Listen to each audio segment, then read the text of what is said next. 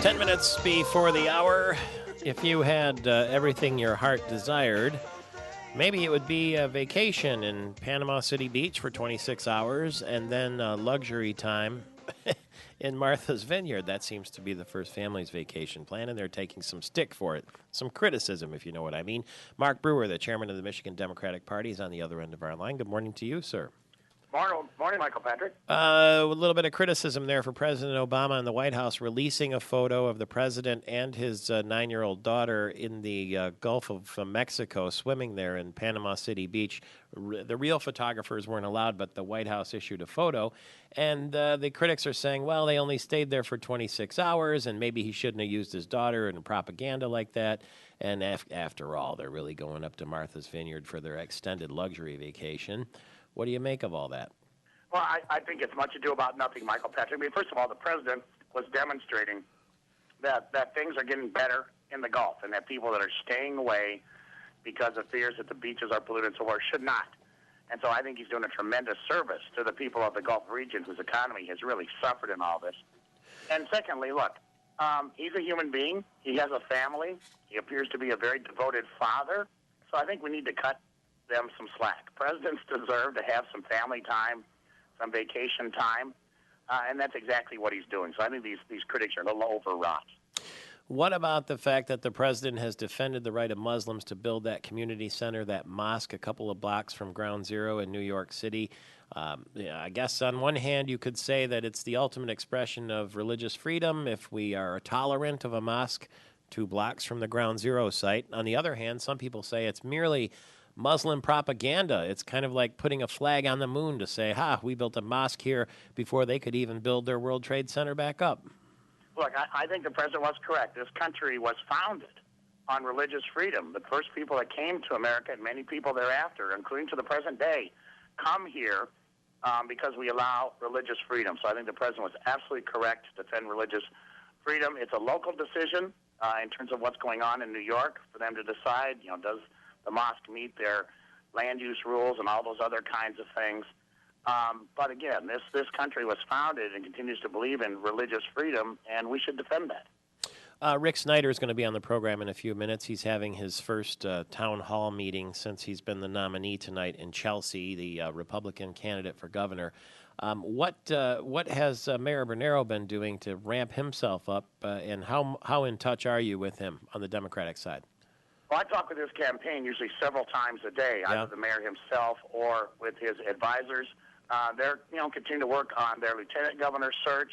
The mayor is making campaign appearances and raising money. We're talking to them about what the fall campaign looks like. So it's been a very, very busy now 2 weeks since the primary. It hardly seems like it's 2 weeks, but it's been a very busy time.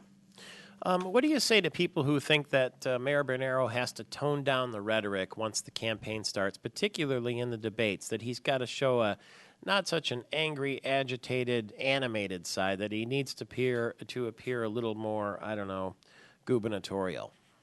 I think people appreciate his passion in defense of his beliefs. He's very passionate about believing that, people of this state have been wronged by the excesses of Wall Street. I think people agree with him on that, and I think they relate to his passion in that regard, and I think that's just fine. Unlike Rick Snyder, who basically is detached, doesn't relate well to people, and continues, frankly, to hide from folks. He does these staged town halls, doesn't interact with you and your colleagues in the media very much. That aloofness, that detachment, I think doesn't bode well for him as well. Verge is a passionate individual, and I think he should show that passion in the fall campaign. Do you think he can go too far, though? In other words, to make people wonder whether he can have the temperament to go through 4 or maybe 8 years as governor? I think he's already demonstrated that. Look at the great job he's done in the city of Lansing, which I think is Exhibit A. Look, we don't have time to train a governor, which is exactly what we're going to go through with Rick Snyder. You're going to have to train him in place if he becomes governor. Verge Bernero has demonstrated his management skills in Lansing, balanced budgets, didn't raise taxes, didn't lay off police or firefighters, worked with business and management to create jobs in Lansing, bring private investment to Lansing. he's not going to need on-the-job training when it comes to being governor, unlike Rick Snyder. Who's on the short list for Mayor Bernero's lieutenant governor? Oh, I'll pass on that question, Michael Patrick. We'll let the mayor make his decision. He's running a very thorough process.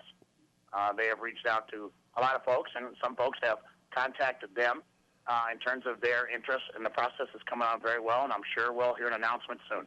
Anybody we'd know? Oh, I'm sure you'll recognize you recognize many of the names on the list. Okay. But there's others that are being reached out to that aren't necessarily public figures either. All right. Thank you very much, and we will talk to you soon. Travel safely. Thank you, Michael Patrick. Mark Brewer, the chairman of the Michigan Democratic Party. Candidate Rick Snyder, aforementioned, will be with us right after the news. So if you're in Lansing, stay tuned to 1240 a.m. If you're anywhere else in the state, stay right there, too. Television viewers, we'll see you tomorrow.